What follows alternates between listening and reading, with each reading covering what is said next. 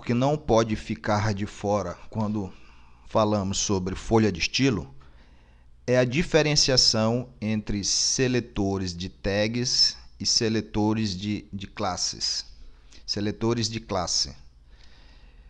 Temos o seguinte: como nós já vimos antes, a regra para a formatação de tags HTML é você especificar exatamente qual tag você deseja aplicar uma formatação. Essa tag nós chamamos de seletor. Uma vez especificada qual seletor, nós lançamos as propriedades e os valores para ele. Isso você consegue, com esta regra, você consegue aplicar uma certa formatação a uma determinada tipo de tag. Pesquisando lá no site do HTMLdog, nós identificamos que existe mais duas formas de aplicar essa regra: através de classe de seletores ou ID de seletores. Nós não vamos abordar sobre ID de seletores porque em nosso projeto de desenvolvimento praticamente nós não utilizamos essa formatação. Vamos nos concentrar na classe de seletores, que aqui diz o seguinte: a gente pode definir regras específicas para seletores criando classes, por exemplo. Criando classes. Nós vamos criar especificidades para certas tags. Essa é a ideia, esse é o raciocínio. Seguindo adiante, vamos deixar mais claro. Então, quando se trata de seletores de classe, é praticamente a mesma regra, só que aqui percebam que existe aqui um acréscimo.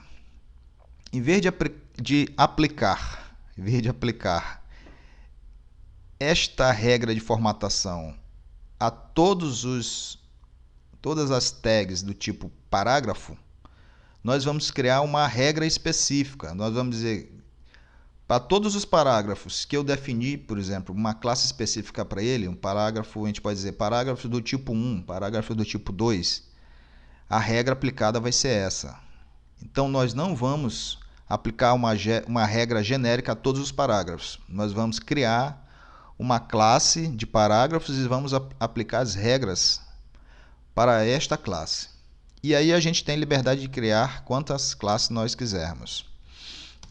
Complementando, além de criar essa regra pode ser criada em um arquivo CSS interno ao arquivo HTML ou a um CSS externo ao arquivo HTML. Uma vez criado, lá no nosso código-fonte, lá no HTML propriamente dito, nós vamos referenciar da seguinte forma: class, e especificamos o nome da classe. Para ficar bem mais claro, vamos aos nossos exemplos práticos.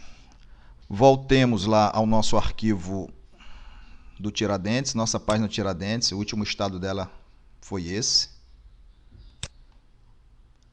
Vamos editar o código-fonte da nossa página. Nós temos aqui uma folha de estilo externa apontando para o arquivo folha0.css, que é esse arquivo aqui que está do lado, e tem a formatação de um parágrafo. Isso aqui é que a gente chama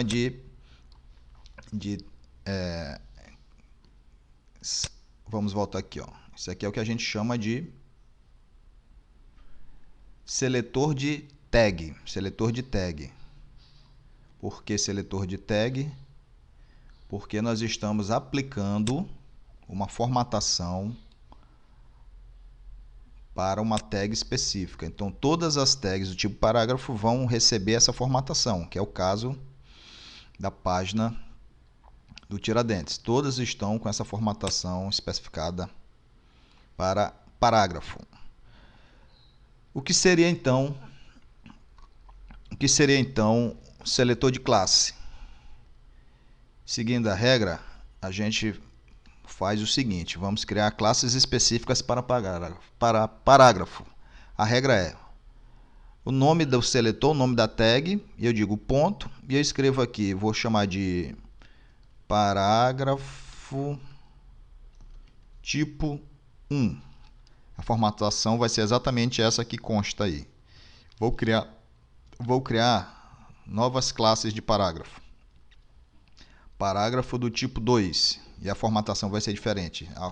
O tipo da fonte, ao invés de ser Verdana, vai ser Times. O tamanho da fonte, ao invés de ser 11, vai ser 13. O estilo dela, ao invés de ser normal, vai ser itálico. Ela não vai ser negrito, vai ser normal. E a cor dela não vai ser azul, vai ser vermelha. Vou criar mais um outro tipo, uma outra classe para parágrafos, tipo 3. Essa fonte não vai ser Times, vai ser Arial. O tamanho dela não vai ser 13, vai ser 15. Ela não vai ser itálica. Mas ela vai ser negrito. E a cor dela pode ser preta. Pronto. Criamos 3 classes de parágrafo no nosso arquivo folha de estilo externo ao documento HTML. O que nós precisamos fazer para isso dar certo? Nos parágrafos que nós quisermos aplicar essa regra, a gente faz referência à classe que nós criamos. Então, muito simples. Isso está lá no nosso slide. Simplesmente fazer class e o nome da classe. Parágrafo do tipo 1 aqui. Parágrafo do tipo 2. Parágrafo do tipo 3. Vamos ver se funciona. Atualizando agora a página do Tiradentes, o resultado é o seguinte. Percebam. Aqui tem um lixo bem aqui. Vou fazer essa correção. Ó, acabei deixando aqui um lixo no código. Atualizando de volta, nós temos